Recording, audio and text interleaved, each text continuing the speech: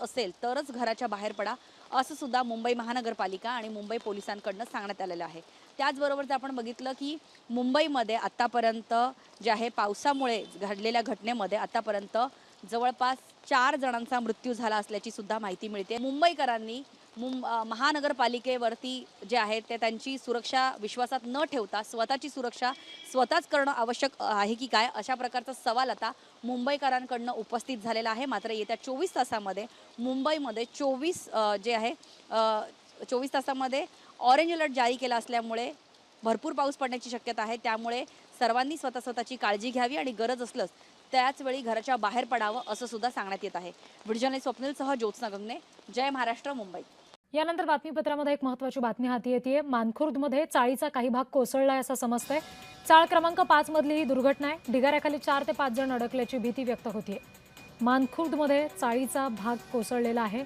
मानखुर्दच्या चाळ क्रमांक 5 मध्ये दुर्घटना घडलेली आहे अशी माहिती समजते आणि जो ढिगारा आता तिथे कोसळलेला आहे सगळा त्याच्या खाली 4 ते 5 जण अडकलेले आहेत अशी भीती व्यक्त होतीये।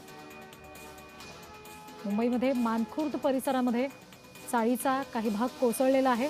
चाळ क्रमांक 5 मधील ही दुर्घटना आहे आणि ही घटनास्थळावरची दृश्य सुद्धा आपण स्क्रीनवर एका बाजूला सध्या पाहतोय।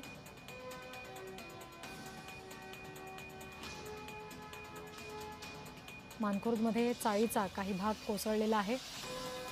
चाळ क्रमांक 5 मधली दुर्घटना असल्याची प्राथमिक माहिती समजते आणि ढिगाऱ्याखाली 4 ते 5 जण अडकल्याची भीती सुद्धा व्यक्त होतीये। मुंबईला रेड अलर्ट दिला गेलेला आहे पावसाचा। सातत्यानं पाऊस पडतोय। खरं तर मागचे अनेक दिवस पावसाची ओढ सगळ्या मुंबईकरांना होती आणि आत्ता मागच्या काही दिवसात विशेषतः पावसानं अधिक जोर धरलेला आहे आणि अशातच आता मानखुर्दमधली ही बातमी समोर येते।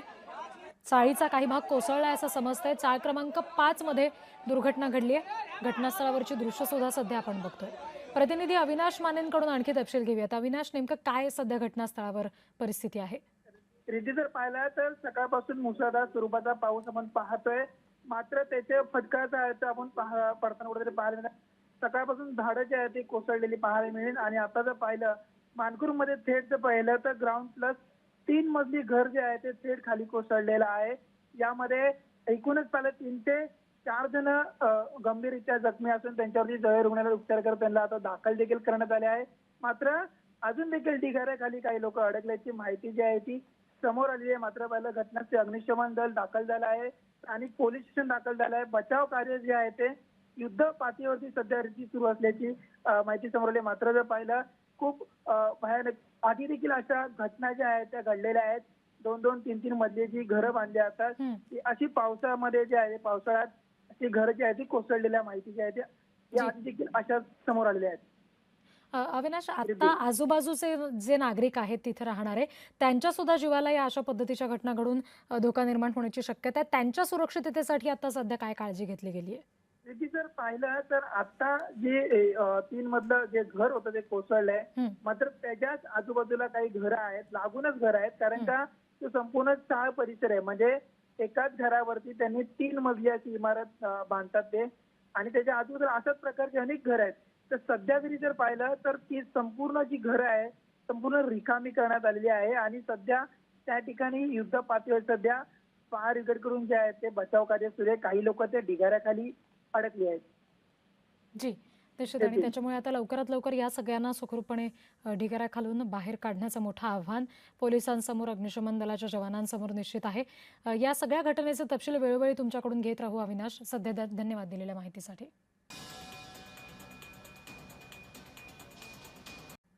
विकास हवा पण मुंबई भकास करून नको असं म्हणत किशोरी पेडणेकर यांनी संताप व्यक्त केला।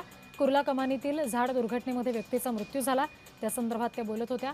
जे अधिकारी दोषी आहेत त्यांना बडतर्फ करा अशी मागणी सुद्धा किशोरी पेडणेकर यांनी केली।